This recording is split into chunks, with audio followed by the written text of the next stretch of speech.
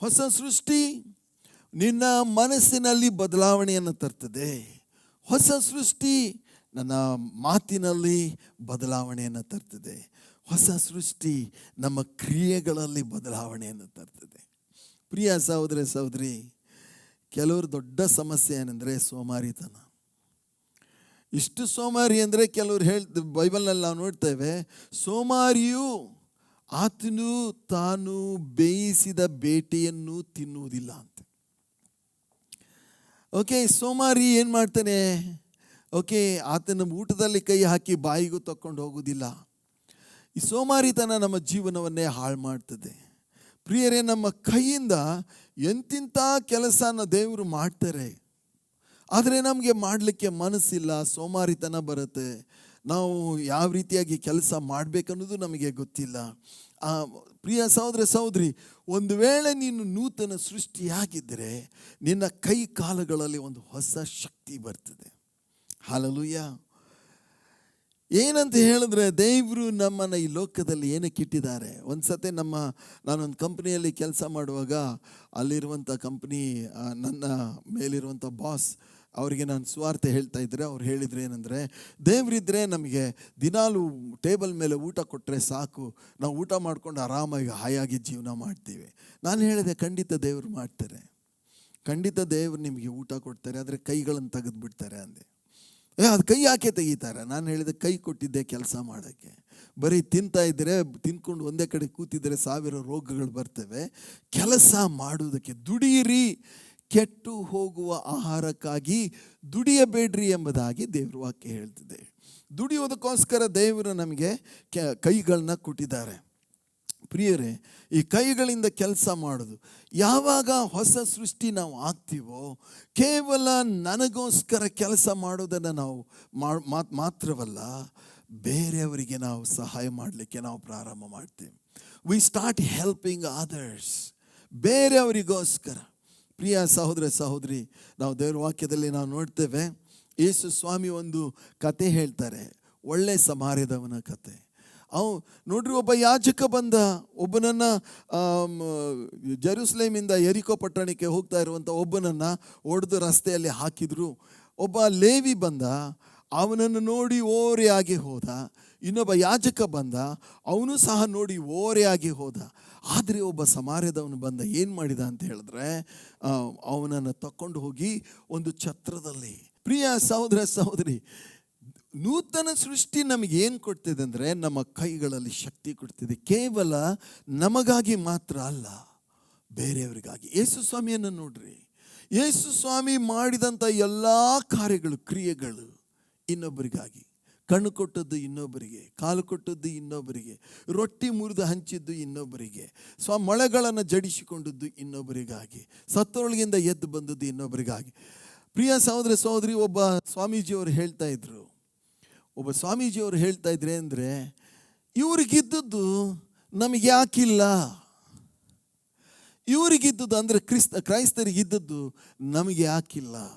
ನೋಡ್ರಿ, ಒಬ್ಬ ಹೆಂಗಸು, ಅವಳು ನರ್ಸಾಗಿದ್ದಾಳೆ, ಇನ್ನೊಬ್ಬರಿಗೆ ರೋಗದಲ್ಲಿರುವಂಥ ಒಬ್ಬರಿಗೆ ಶುಶ್ರೂಷೆ ಮಾಡೋಕ್ಕೆ 10 ಕಿಲೋಮೀಟರ್ ನಡ್ಕೊಂಡು ಹೋಗಿ ಅವರಿಗೆ ಆರೈಕೆ ಮಾಡಿ ಬರ್ತಾಳೆ. ಅಂಥ ಬುದ್ಧಿ ನಮಗೆ ಯಾಕಿಲ್ಲ? ನಮಗೆ ಇನ್ನೊಬ್ಬರ ವಿಷಯದಲ್ಲಿ ಯೋಚನೆ ಮಾಡೋದು, ಇನ್ನೊಬ್ಬರಿಗೆ ಸಹಾಯ ಮಾಡೋದು, ಆ ಶಕ್ತಿ ನಮ್ಮೊಳಗೆ ಯಾಕೆ ಇದೆ ಅಂತ ಹೇಳಿದ್ರೆ, ಯೇಸು ನಿನ್ನನ್ನು ನೂತನ ಸೃಷ್ಟಿಯನ್ನಾಗಿ ಮಾಡಿದ್ದಾರೆ. It is the power of the new creation. That's the reason the Lord has made us a new creation. ಮತ್ತಾಯನ ಬರೆದ ಸುವಾರ್ತೆಯಲ್ಲಿ ಸ್ವಾಮಿ ಹೇಳ್ತಾರೆ, ಮತ್ತಾಯನ ಬರೆದ ಸುವಾರ್ತೆ 25ನೇ ಅಧ್ಯಾಯದಲ್ಲಿ ಸ್ವಾಮಿ ಹೇಳ್ತಾರೆ, 34ನೇ ವಚನದಿಂದ, ನನ್ನ ತಂದೆ ಆಶೀರ್ವಾದ ಹೊಂದಿದವರೇ ಬನ್ನಿರಿ, ಲೋಕಾದಿಯಿಂದ ನಿಮಗೋಸ್ಕರ ಸಿದ್ಧ ಮಾಡಿದ ರಾಜ್ಯವನ್ನು ಸ್ವಾಸ್ಥ್ಯವಾಗಿ ತೆಗೆದುಕೊಳ್ಳಿರಿ. ನಾನು ಹಸಿದಿದ್ದೆನು, ನನಗೆ ಊಟಕ್ಕೆ ಕೊಟ್ಟಿರಿ.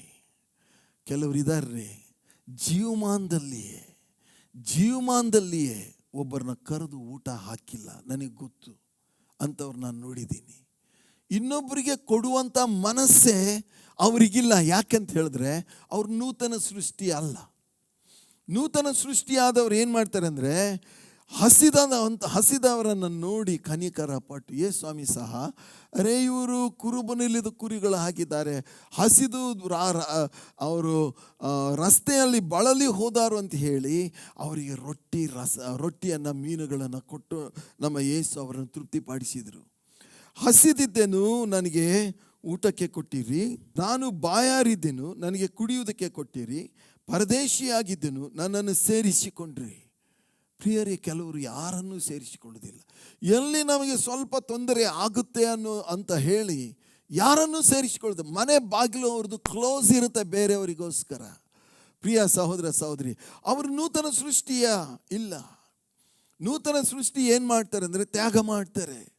ತಮಗಿದ್ದ ಅವರಿಗೆ ಹಾಸಿಗೆ ಇದೆಯಾ?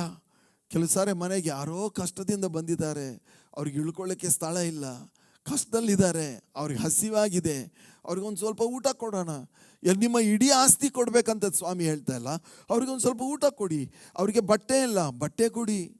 ಪ್ರಿಯರೇ, ಎಂದಾದರೂ ನಮ್ಮ ಜೀವನದಲ್ಲಿ ಈ ಕೆಲಸ ನಾವು ಮಾಡಿದ್ದೀವ? ನನ್ನನ್ನು ಸೇರಿಸಿಕೊಂಡ್ರಿ, ಬಟ್ಟೆ ಇಲ್ಲದವನಾಗಿದ್ದ ನನಗೆ ಉಡುವುದಕ್ಕೆ ಕೊಟ್ಟಿರಿ, ರೋಗದಲ್ಲಿ ಬಿದ್ದಿದ್ದನು ನನ್ನನ್ನು. ಅರೆ, ಇವತ್ತು ಸ್ವಂತದವರೇ ರೋಗದಲ್ಲಿ ಬಿದ್ದಿದ್ರೆ ಹೇಗಿದ್ದೀರಿ ಅಂತ ಸಹ ಕೇಳಲ್ಲ. ಒಂದೊಂದು ಸಾರಿ ತಂದೆ ತಾಯಿಗಳು ಅನಾರೋಗ್ಯದಲ್ಲಿ ಬಿದ್ದಿದ್ದರೆ ಮಕ್ಕಳೇ ಈ ಕಾಲದಲ್ಲಿ ಕೇಳೋದಿಲ್ಲ. How are you father, how are you mother ಅಂತ ಕೇಳೋದಿಲ್ಲ. ಕೇಳಿದರೆ ಮೈ ಮೇಲೆ ಬರುತ್ತೆ ಅನ್ನೋ ರೀತಿಯಲ್ಲಿ ಇವರು ಹೊಸದಾಗಿ ಹುಟ್ಟಿದವರಲ್ಲ. ಒಂದು ವೇಳೆ ನೀನು ಹೊಸದಾಗಿ ಹುಟ್ಟಿದರೆ ಪ್ರಿಯ ಸಹೋದರ ಸಹೋದರಿ, ನಿನ್ನೊಳಗೆ ಈ ಮನೋಭಾವ ಇರುತ್ತೆ. ಏನಂತ ಹೇಳಿದ್ರೆ, ಇನ್ನೊಬ್ಬರಿಗೆ ಸಹಾಯ ಮಾಡೋಣ. ಪ್ರಿಯರೇ, ಅದೆಂಥ ಆಶೀರ್ವಾದ ಅಂದರೆ ಸ್ವಾಮಿ ಹೇಳ್ತಾರೆ, ಹೀಗೆ ಈ ಅಲ್ಪರಲ್ಲಿ ಯಾರ್ಯಾರಿಗೆ ನೀವೇನೇನು ಮಾಡಿದಿರೋ ಕೇವಲ ಅವರಿಗೆ ನೀವು ಮಾಡಿಲ್ಲ, ಇದನ್ನು ನನಗೆ ಮಾಡಿದ್ದೀರಿ. ನನಗೆ ಮಾಡಿದ್ದರಿಂದ ದೇವರು ಹೇಳ್ತಾರೆ, ಸಣ್ಣ ಸಣ್ಣ ಕೆಲಸ ರೀ. ನೀರು ಕೊಟ್ಟಿರಿ, ನೀರು ಬಾಯರಿದವರಿಗೆ, ಬಟ್ಟೆ ಇಲ್ದವ್ರಿಗೆ ಬಟ್ಟೆ ಕೊಟ್ರಿ, ರೋಗದಲ್ಲಿ ಬಿದ್ದವ್ರಿಗೆ ಆರೈಕೆ ಮಾಡಿದ್ರಿ, ಹಸಿದವರಿಗೆ ಊಟ ಕೊಟ್ರಿ. ಸ್ವಾಮಿ ಹೇಳ್ತಾರೆ, ಲೋಕಾದಿಯಿಂದ ತಂದೆ ನಿಮಗೋಸ್ಕರ ಸಿದ್ಧ ಮಾಡಿದಂಥ ಸ್ವಾಸ್ಥ್ಯವನ್ನು ತಗೊಳ್ರಿ ಅಂತ ಹೇಳ್ತಾರೆ. ಅದಕ್ಕೆ ಸಿಗೋ ಭಾಗ್ಯ ಎಂಥದ್ದು ನೋಡ್ರಿ, ಎಂಥ ಒಂದು ದೊಡ್ಡ ಭಾಗ್ಯ. ಲೋಕಾದಿಯಿಂದ ಸಿದ್ಧ ಮಾಡಿದ ರಾಜ್ಯವನ್ನು ಸ್ವಾಸ್ಥ್ಯವಾಗಿ ತಗೊಳ್ಳೋರು ಯಾರು ಅಂತ ಹೇಳಿದ್ರೆ, ಇನ್ನೊಬ್ಬರಿಗೆ 4 ಸಹಾಯ ಮಾಡೋರು. ಅರೇ, ನಮ್ಮ ಸ್ವಂತ ಅಣ್ಣ ತಮ್ಮಂದಿರಿಗೆ ನಾವು ಮಾಡಲ್ಲ, ನಮ್ಮ ಸ್ವಂತ ಮನೆಯವರಿಗೆ ನಾವು ಮಾಡಲ್ಲ. ನಾವು ಕ್ರೈಸ್ತರ, ನಾವು ಹೊಸದಾಗಿ ಹುಟ್ಟಿದೀವ.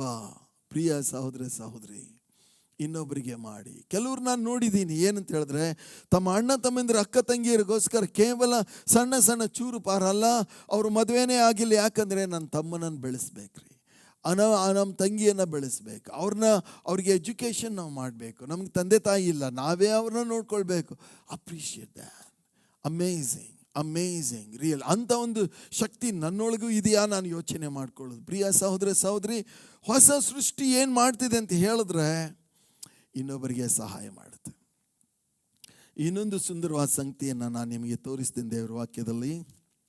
ಯೋಹಾನ್ ಬರೆದ ಸುವಾರ್ತೆ 13ನೇ ಅಧ್ಯಾಯ 14ನೇ ವಚನದಿಂದ ನಾವು ನೋಡ್ತೇವೆ. ಏನಂತ ಹೇಳಿದ್ರೆ, ಯೇಸು ಸ್ವಾಮಿ ಏನು ಮಾಡಿದ್ರು ಅಂತ ಹೇಳಿದ್ರೆ, ಒಂದು ಪಾತ್ರೆಯಲ್ಲಿ ನೀರು ತಗೊಂಡ್ರು, ಆಮೇಲೆ ಕೈಪಾವುಡವನ್ನು ತಗೊಂಡ್ರು, ಎಲ್ಲ ಶಿಷ್ಯರನ್ನು ಕೂಡಿಸಿದ್ರು, ಅವರ ಪಾದಗಳನ್ನು ತೊಳೆದು ಒರೆಸಿದ್ರು. ಇಂಥ ಬುದ್ಧಿ ನಮಗಿದೆಯಾ? ಇಂಥ ಬುದ್ಧಿ ಬರೋದೇ ನಮಗೆ ನೂತನ ಸೃಷ್ಟಿಯಿಂದ. ನಮಗೇನೆಂದರೆ, ಎಲ್ಲರೂ ನನ್ನ ಪಾದ ತೊಳೀಲಿ, ಬೇರೆಯವ್ರು ನನ್ನನ್ನು ದೊಡ್ಡ ವ್ಯಕ್ತಿ ಎಂಬುದಾಗಿ ಭಾವಿಸಲಿ. ಪ್ರಿಯರೇ, ಅಂಥವ್ರು ಉದ್ಧಾರ ಆಗುವುದಿಲ್ಲ, ಅಂಥವ್ರ ಮೇಲೆ ಬರುವುದಿಲ್ಲ. 4 ದಿನ ಅವರು ಬೆಳಗ್ತಾರೆ, 4 ದಿನ ಉರಿತಾರೆ, ಆರಿ ಹೋಗ್ತಾರೆ.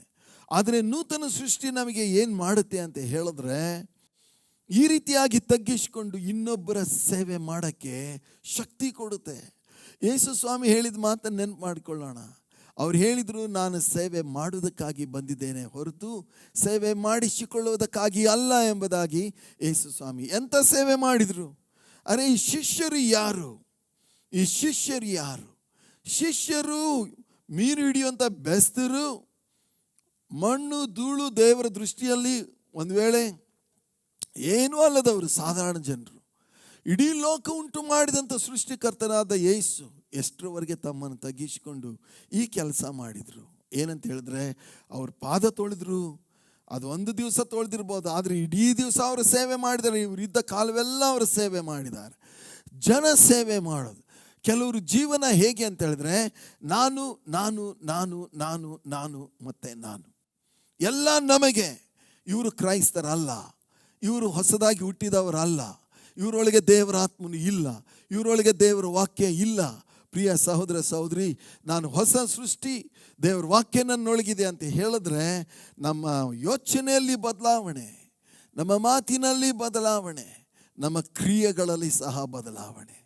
ಇನ್ನೊಬ್ಬರ ಬಗ್ಗೆ, ಅಣ್ಣ ತಮ್ಮಂದಿರ ಬಗ್ಗೆ ಯೋಚನೆ, ನಮ್ಮ ನೆರೆಯವರ ಬಗ್ಗೆ ಯೋಚನೆ, ಸಭೆಗೆ ಬಂದಾಗ ಇನ್ನೊಬ್ಬರ ಬಗ್ಗೆ ಯೋಚನೆ, ಇನ್ನೊಬ್ಬರ ಕುರಿತಾಗಿ. ಪ್ರಿಯರೇ, ಇವತ್ತು ಯೇಸು ಸ್ವಾಮಿ ಹೇಳಿದ್ದಾರೆ, ಅನೇಕರು ತಮ್ಮ ಮನೆಗಳನ್ನು, ತಮಗಿರುವಂಥದ್ದನ್ನು ತ್ಯಾಗ ಮಾಡಿ ಬೇರೆ ಬೇರೆ ದೇಶಕ್ಕೆ ಹೋಗಿ, ಹಳ್ಳಿಗಳಿಗೆ ಹೋಗಿ, ಗುಡ್ಡಗಾಡು ಪ್ರದೇಶಕ್ಕೆ ಹೋಗಿ ಅನೇಕ ಮಿಷನರಿಗಳು ತಮ್ಮ ಜೀವವನ್ನೇ ತ್ಯಾಗ ಮಾಡಿದ್ದು ಏನಕ್ಕೆ ಅಂತ ಹೇಳಿದ್ರೆ ಅವರು ಹೊಸ ಸೃಷ್ಟಿಗಳಾಗಿರುವ ಕಾರಣ. Because they are new creation, they have that ability to do that kind of work. ಪ್ರಿಯ ಸಹೋದರ ಸಹೋದರಿ, am I a new creation? ನಾನು ಹೊಸ ಸೃಷ್ಟಿಯ, ನೀನು ಹೊಸ ಸೃಷ್ಟಿಯ, ರಕ್ಷಣೆ ಹೊಂದಿದೀಯಾ, ಯೇಸು ಸ್ವಾಮಿಯನ್ನು ಸ್ವೀಕಾರ ಮಾಡಿದೀಯಾ? There will be a change in your action. ನಮ್ಮ ಕ್ರಿಯೆಗಳಲ್ಲಿ ಬದಲಾವಣೆ ಖಂಡಿತವಾಗಿ ಆಗ್ತದೆ. ಕೆಲವರು ಹುಟ್ಟಿದಾಗಿಂದ ಮಾಡಿಕೊಂಡಿರುವಂಥ ಹವ್ಯಾಸ, ಕೇವಲ ಸಭೆಗೆ ಹೋದರೆ ಕೆಲವು ಕಾಯಿನ್ಗಳನ್ನು ದೇವರಿಗೆ ಸಮರ್ಪಿಸೋದು, ಕೊಡುವುದಂತ ಅವರಿಗೆ ಗೊತ್ತೇ ಇಲ್ಲ. ಪ್ರಿಯ ಸಹೋದರ ಸಹೋದರಿ, ಕೊಡುವುದು ಯಾವಾಗ ಹೊಸ ಸೃಷ್ಟಿ ನಾವು ಆಗ್ತೀವೋ ನಾವು ನಮ್ಮನ್ನೇ ಕೊಡ್ತೀವಿ, ನಮಗಿರುವಂಥದ್ದನ್ನು ಕೊಡ್ತೀವಿ. ಯಾಕಂತ ಹೇಳಿದ್ರೆ ಆ ಶಕ್ತಿ ಬರುವುದೇ ಹೊಸ ಸೃಷ್ಟಿಯಿಂದ. ದೇವರ ನಾಮಕ್ಕೆ ಸ್ತೋತ್ರ. ಪ್ರಿಯ ಸಹೋದರ ಸಹೋದರಿ, ಹೊಸ ಸೃಷ್ಟಿಗೆ ಇಷ್ಟೇನಾ ಆಗೋದು? ಹೊಸ ಸೃಷ್ಟಿಯಲ್ಲಿ ಕೇವಲ ಯೋಚನೆಗಳಲ್ಲಿ ಬದಲಾವಣೆ, ಮಾತಿನಲ್ಲಿ ಬದಲಾವಣೆ, ಕ್ರಿಯೆಗಳಲ್ಲಿ ಬದಲಾವಣೆ ಅಷ್ಟು ಮಾತ್ರವಲ್ಲ. ಪ್ರಿಯ ಸಹೋದರ ಸಹೋದರಿ, ಈ ಹೊಸ ಸೃಷ್ಟಿ ಇದೆಯಲ್ಲ, ಈ ಹೊಸ ಸೃಷ್ಟಿ ಎಂದಿಗೂ ಬಿಟ್ಟುಕೊಡೋದಿಲ್ಲ. The new creation will never give up.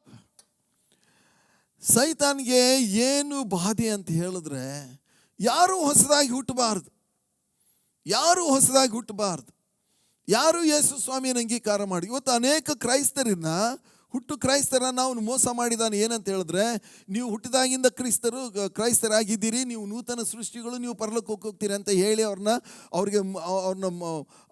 ಕುರುಡರನ್ನಾಗಿ ಮಾಡಿ ಇಟ್ಟುಬಿಟ್ಟಿದ್ದಾನೆ. ಯಾಕೆ ಹಾಗೆ ಮಾಡಿದಾನೆಂದರೆ ಅವನಿಗೆ ಗೊತ್ತು, ಇವರು ಹೊಸ ಸೃಷ್ಟಿ ಆದರೆ ಇವರಿಗೆ ಎಂಥ ಸಮಸ್ಯೆ ತಂದರೂ ಇವರು ಎದುರಿಸುವ ಶಕ್ತಿ ಇವರಿಗೆ ಬರುತ್ತೆ ಅಂತ ಅವನಿಗೆ ಗೊತ್ತದ. ಇವತ್ತು ಸೈತಾನ್ ತರುವಂಥ ನಾನಾ ಬಾಧೆಗಳು, ಹೋರಾಟಗಳು, ಸಂಕಟ, ಟೀಕೆ, ನಿಂದೆ, ಅವಮಾನ, ರೋಗ ಇವೆಲ್ಲವನ್ನು ಎದುರಿಸುವಂಥ ಒಂದು ಶಕ್ತಿ ಹೊಸ ಸೃಷ್ಟಿಗಿದೆ. ಆಮೆನ್. ಪ್ರಿಯರೇ, 46-47 ವರ್ಷದಿಂದ ಸೇವೆ ಮಾಡ್ತಾ ಇದ್ದೀನಿ. ಎದುರಿಸಿದ್ದು ಲೆಕ್ಕ ಇಲ್ಲ. ಒಳಗಿಂದನೂ ಎದುರಿಸಿದ್ದೀವಿ, ಹೊರಗಡೆಯಿಂದನೂ ಎದುರಿಸಿದ್ದೀವಿ, ಸೈತಾನಿಂದ ಎದುರಿಸಿದ್ದೀವಿ. ಹಣದ ವಿಷಯದಲ್ಲಿ, ಆರೋಗ್ಯದ ವಿಷಯದಲ್ಲಿ, ಸೇವೆ ವಿಷಯದಲ್ಲಿ. ಯೇಸು ಸ್ವಾಮಿನೇ ಹೇಳಿದ ಮಾತು, ಈ ಲೋಕದಲ್ಲಿ ನಿಮಗೆ ಸಂಕಟ ಉಂಟು, ಧೈರ್ಯದಿಂದಿರಿ, ನಾನು ಲೋಕವನ್ನು ಜಯಿಸಿದ್ದೇನೆ. ಪ್ರಿಯರೇ, ಈ ಲೋಕವನ್ನು ಜಯಿಸುವಂಥದ್ದು ಯಾವುದಂದ್ರೆ ನಾವು ನಮ್ಮ ಹೊಸ ಸೃಷ್ಟಿಯೇ. ಹೊಸ ಸೃಷ್ಟಿ ಎಲ್ಲವನ್ನ ಎದುರಿಸ್ತದೆ. ಎಂಥ ತೆರೆಗಳು ಬಂದರು, ಎಂಥ ಮಹಾಪೂರ್ ಬಂದರು, ಎಂಥ ಬಿರುಗಾಳಿ ಬೀಸಿದರು, ಎಂಥ ಸರ್ಕಾರ ಬಂದರು, ಎಂಥ ಶಕ್ತಿ ಬಂದರು, ಎಂಥ ಹೋರಾಟ ಬಂದರು, ಎದುರಿಸುವಂಥ ಶಕ್ತಿ ಎಜುಕೇಟೆಡ್ ಅವರಿಗೆ ಇಲ್ಲ, ಒಳ್ಳೆ ಹಿನ್ನೆಲೆಯಿಂದ ಬಂದವರಿಗೆ ಇಲ್ಲ, ಹೊಸ ಸೃಷ್ಟಿ ಆದವನಿಗೆ ಇದೆ. ದೇವರ ನಾಮಕ್ಕೆ ಸ್ತೋತ್ರ. ಪ್ರಿಯ ಸಹೋದರ ಸಹೋದರಿ, ಆದ್ದರಿಂದ ಯೇಸು ಸ್ವಾಮಿ ನಿನ್ನನ್ನು ನನ್ನನ್ನು ನೂತನ ಸೃಷ್ಟಿಯನ್ನಾಗಿ ಮಾಡಿದ್ದಾರೆ. ಅವರು ಸುಮ್ಮನೆ ಏನೇನೋ ಉದ್ದೇಶ ಇಲ್ಲದೆ, ಅರ್ಥ ಇಲ್ಲದೆ ಕೆಲಸ ಮಾಡಿಲ್ಲ. ಯಾವನಾದರೂ ಕ್ರಿಸ್ತನಲ್ಲಿದ್ದರೆ ಅವನು ನೂತನ ಸೃಷ್ಟಿ. What a power in the new creation. ಕ್ರಿಸ್ತ ಯೇಸುವಿನಲ್ಲಿದ್ದಂಥ ಮನಸ್ಸು ನೂತನ ಸೃಷ್ಟಿಗಿದೆ. ಅವರು ನಮ್ಮ ಬಣ್ಣ ನೋಡಿ ನಮಗೆ ನೂತನ ಸೃಷ್ಟಿಯನ್ನಾಗಿ ಮಾಡಲಿಲ್ಲ. ನಮ್ಮ ಐಶ್ವರ್ಯ, ನಮ್ಮ ಎಜುಕೇಷನ್ ನೋಡಿ, ವಿದ್ಯಾಭ್ಯಾಸ ನೋಡಿ ಮಾಡಲಿಲ್ಲ. ಯಾರು ಸ್ವಾಮಿ ನನ್ನೊಳಗೆ ಬಾ ಅಂತ ಕರೀತಾರೋ ಅವರೆಲ್ಲರೂ ಹೃದಯದಲ್ಲಿ ಬರ್ತಾರೆ. ಎದುರಿಸುವ ಶಕ್ತಿ ಅವರಿಗೆ ನೂತನ ಸೃಷ್ಟಿಯಿಂದ ಕೊಡ್ತಾರೆ. ಎಂತಿಂಥ ಹೋರಾಟ ನಿನ್ನ ಜೀವನದಲ್ಲಿ ಬಂದರೂ ಎದುರಿಸಿ ಮುಂದೆ ದಾಟಿ ಆಚೆ ದಡ ಸೇರುವ ತನಕ ಯೂದ ಕುಲದ ಸಿಂಹ ಒಳಗಿದ್ಕೊಂಡು ಹೊಸ ಸೃಷ್ಟಿಗೆ ಹೊಸ ಶಕ್ತಿಯನ್ನು ಕೊಡ್ತಾ ಇರ್ತಾರೆ. ಆದ್ದರಿಂದ ಪ್ರಿಯರೇ, ಯೇಸು ಸ್ವಾಮಿ ದೋಣಿಯಲ್ಲಿದ್ದಾಗ ಎದ್ದು ನಿಂತ್ಕೊಂಡು ಹೇಳಿದರು, ಗಾಳಿಗೆ ಮತ್ತು ತೆರೆಗಳಿಗೆ ಹೇಳಿದರು, ಶಾಂತನಾಗು, ಮೊರೆ ಬೇಡ ಅಂತ ಹೇಳಿದರು.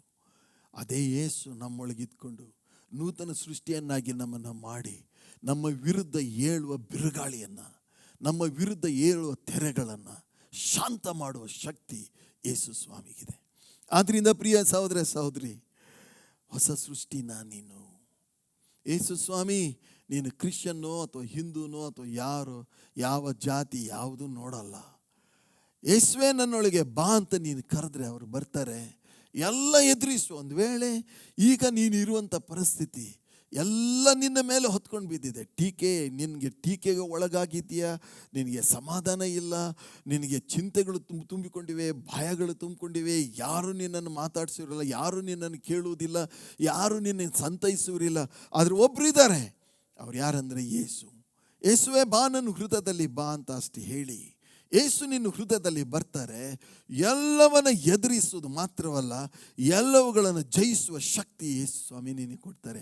ಅದಕ್ಕೆ ಯೇಸು ದೇವ್ರ ವಾಕ್ಯ ಹೇಳ್ತಂದೆ, ನಮ್ಮನ್ನು ದೇವರು ಜಯಶಾಲಿಗಳಿಗಿಂತ ಹೆಚ್ಚಿನವರನ್ನಾಗಿ ಮಾಡಿದ್ದಾರೆ. ಹೊಸ ಸೃಷ್ಟಿಯ ಮುಂದೆ ಯಾವುದು ನಿಂತ್ಕೊಳ್ಳುವುದಿಲ್ಲ ಸಹೋದರ ಸಹೋದರಿ. ಆದರೆ ಸಮಸ್ಯೆ, are you a new creation? ನೀನು ಒಂದು ಹೊಸ ಸೃಷ್ಟಿ ಆಗಿದೆಯಾ? ಪರೀಕ್ಷೆ ಮಾಡಿಕೊಳ್ಳೋಣ.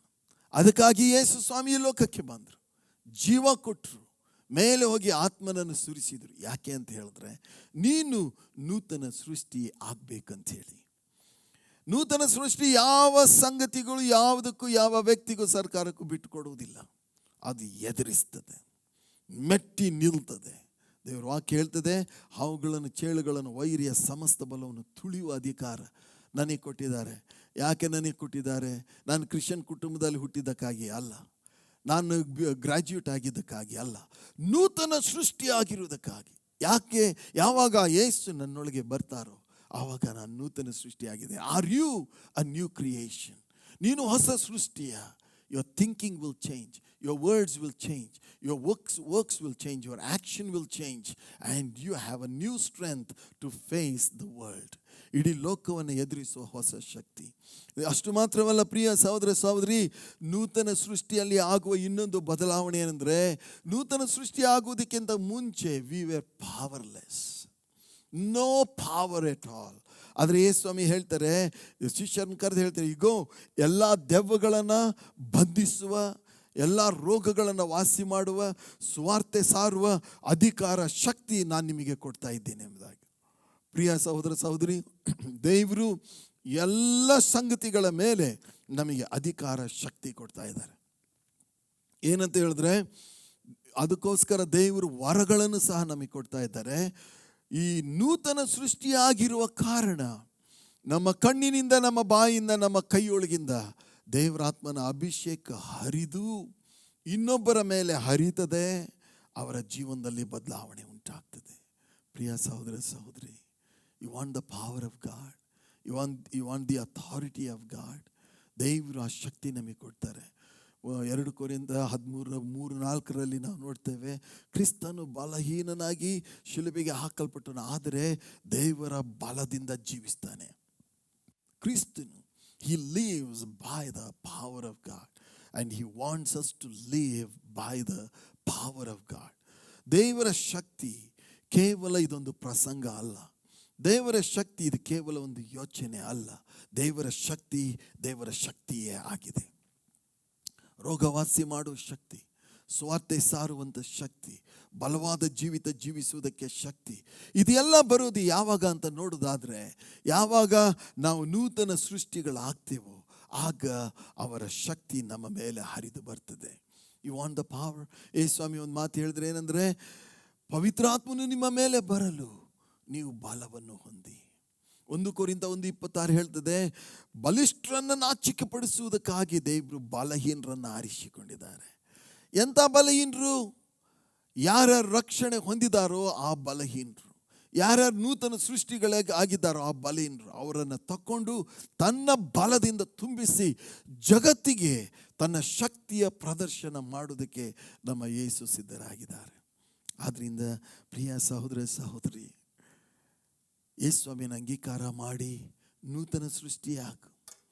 ಆಗ ನೋಡು, ನಿನ್ನ ಎಲ್ಲ ಜೀವನದ ಎಲ್ಲ ಶೋಧನೆಗಳ ಮೇಲೆ ಶಕ್ತಿ, ಬಲಹೀನತೆಗಳ ಮೇಲೆ ಶಕ್ತಿ, ನಿನ್ನ ಎಲ್ಲ ಹೋರಾಟಗಳ ಮೇಲೆ ಶಕ್ತಿ, ವೈರಿಯ ವಿರುದ್ಧ ವೈರಿಯನ್ನು ಜಯಿಸುವ ಶಕ್ತಿ, ಎಲ್ಲ ಶಕ್ತಿಗಳನ್ನು ದೇವರು ನಮಗೆ ಕೊಡ್ತಾರೆ.